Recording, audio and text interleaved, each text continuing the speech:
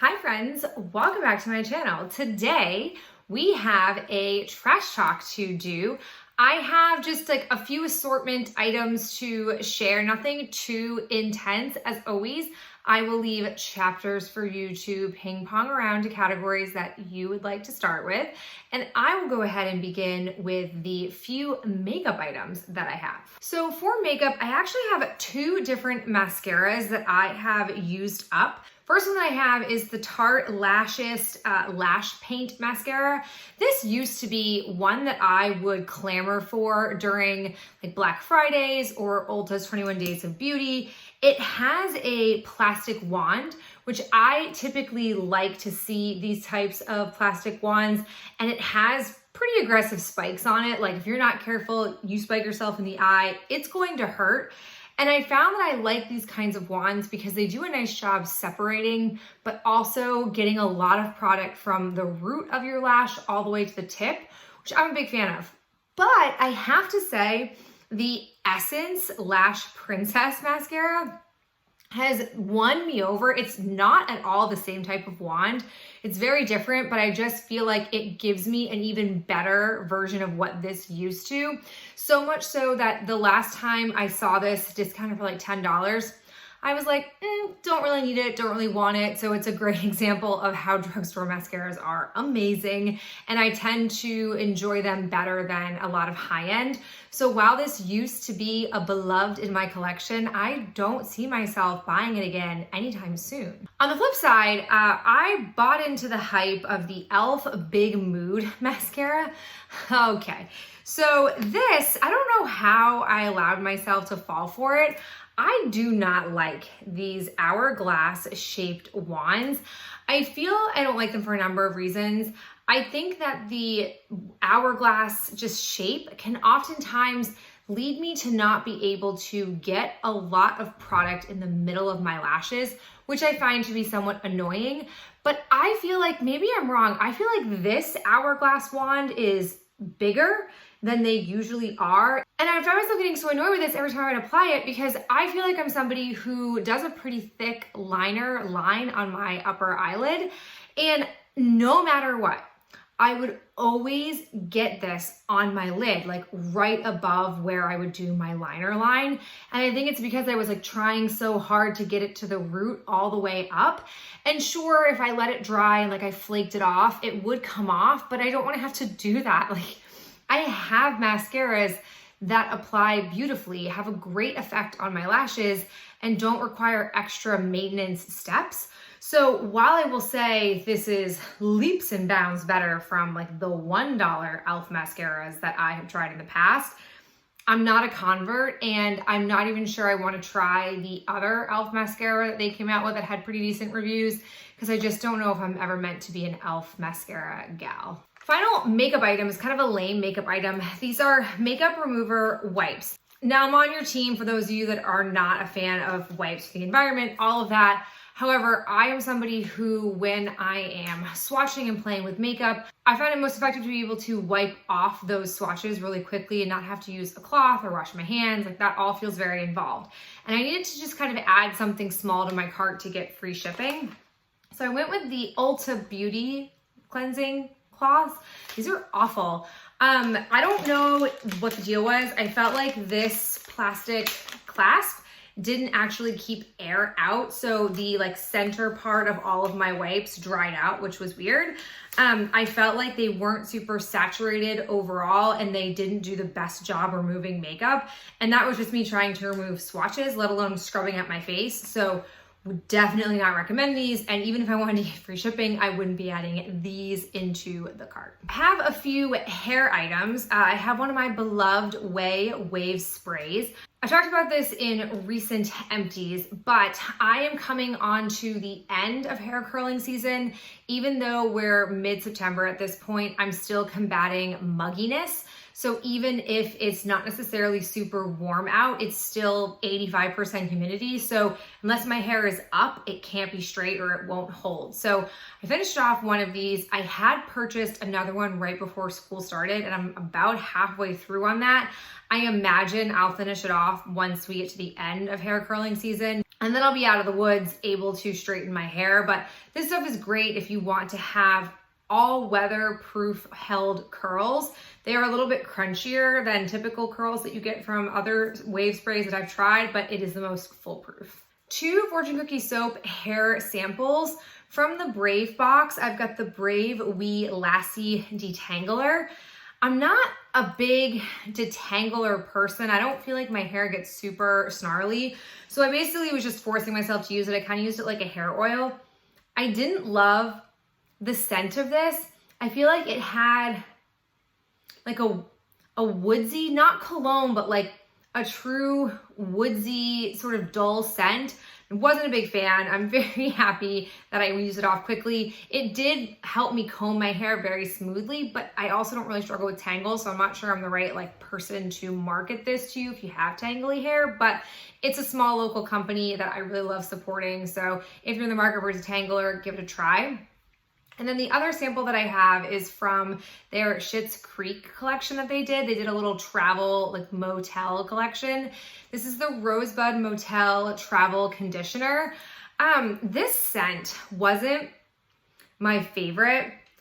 It's very, I wouldn't say it was rose. Like if I was smelling this on blind, I wouldn't assume it was rose. It kind of was like a rose candy, which I'm not the biggest fan of. The conditioner itself was fine. It cleaned my hair, did things that conditioners do, but I wouldn't seek it out for scent purposes. We have some home items. First is a hand soap. Very rare we have a non-Bath & Body Works hand soaps, but it's the Mrs. Meyer's Clean Day Foaming Hand Soap in Watermelon Scent. I saw this and I was very much into the idea of a watermelon scent, so I decided to snag it. The scent of this was lovely. Basically washing your hands with watermelon Jolly Ranchers, big fan of it, but I really disliked this pump. I felt like it pumped out a really small amount, and I have found whether it's the foaming or if it's the regular hand soap, Mrs. Meyer soap doesn't really lather super well, not compared to what I am used to with Bath & Body Works, and so I ended up using 2 pumps with this. And then as it got about halfway down, it started to lose balance a little bit. So not a big fan of the packaging, long story for that one. And I think if there was a scent that I really, really loved, I might consider buying it and dumping it into like a Bath & Body Works leftover hand soap container, but it didn't make me a convert. I'll probably still stick with Bath & Body Works. I have a room spray. This is Fortune Cookie Soap. It's the Academy of the Unseen Arts. I feel like this is a reference to Umbrella Society, but I could totally be lying. I have no idea. It came in one of those like get what you get bags. The scent of this was very yummy. I don't know why I like it so much, but it was a really lovely room spray. We used it in our bathroom and I really liked spraying it. So enjoyed it. I have other room sprays that I have to use up first, and I don't think they still even have this scent, but if they do, I do like the scent overall. Final item in this home category is a scent diffuser from Fortune Cookie Soap. So I want to say a couple of years ago, maybe 3 years ago, maybe it's been a while, they started doing these scent diffusers cased like this. And at the time, I thought to myself, these are kind of like a indie version of a wallflower from Bath & Body Works. I don't really use the wallflowers. We tend to use wax melts in our house or candles, so I don't really have a need for this. And so I thought, well, I'll probably use it in my car, I guess. So I finally had finished up the car spray that I was using, and I have now like a small backstock of these. I think I have 3 or 4 of them in total that came in different monthly boxes. And these are a lot of maintenance. Essentially, what you have to do is you have to twist the top loose, but not all the way loose. And then you can turn it over and let the bamboo absorb the scent oil. And then you can choose to screw it closed, and it will then emit scent. And once it is done emitting scent, you'll dump it over again. I'm pretty sure that's how I understand it. And then this is like shoelaces that you tie. Certainly not a product that I am going to purchase on my own accord, and I will use up the ones that I have and hope that I don't receive any more. I'm not a big fan of this. Sure, I like the scent of it. It was a very fall, spicy apple scent, which was great, but it's just a lot of work and I don't want to have to keep track of it. I just want to set it and forget it kind of thing, and that's really not what this is. just one nail item. We are going through an interesting phase with my whole nail collection in that my nails are growing like weeds. My nails have never been this long before. Part of it is that I've gotten really good in the last, I'd say 4 months about taking nails off and then within like an hour putting nails back on. If I give myself too much time, I pick and bite at them, and that is what deters their growth, obviously. But I just am noticing that as they've gotten longer, it's harder for me to find a sufficient amount of nails to cover them. And I am finding that it's hard for me to be able to get 2 sets. So I've basically been pulling out fresh boxes every time I've been applying nails. And right before this phase started, I did finish off 1 box. I wore back-to-back sets. And the reason I'm still keeping the boxes around from the first set that I'm taking is that I know my nails won't stay this long and beautiful forever. So eventually when the regression happens, I can go back and use them. But the ones that I have are limited edition. They're the Jess Kant X Impress collection. I don't know who she is, but I liked her collection collaboration. These were called, I don't know, actually. I've literally flipped this box over 6 or 7 times and I can't find it, but they were beautiful. They basically were the coloring of like the pink bottom part of French manicure nails, and then the accent nail had these subtle white dots. Ooh, these just looked beautiful, in my humble opinion, on my nails. I really like them. I wore them to my best friend's wedding, and then I wore them like another week after that because I thought they were just so beautiful. Like it just looked very polished. And normally I'm someone who's very into loud in your face nails, but this was a really lovely breath of fresh air. I actually was recently in a CVS and they had finally stocked this collection. So I bought a second box because I really love the overall look of these. And I definitely think if you're somebody who's very neutral, someone who just wants to have what appears to be well done nails, but don't draw much attention to them, you want these nails. They're on their website. They should be in stores, I imagine, but get you a set of them. Last category will be body and skincare. I have 2 body products. I continue to work through the sampler set I got from Fortune Cookie Soap of their whipped creams they did during the Brave line. We have Touch the Sky, a scent that I have used as a detergent, a body lotion, a hand sanitizer, and now as a body cream. I just like the scent a lot. I couldn't tell you why I like it so much.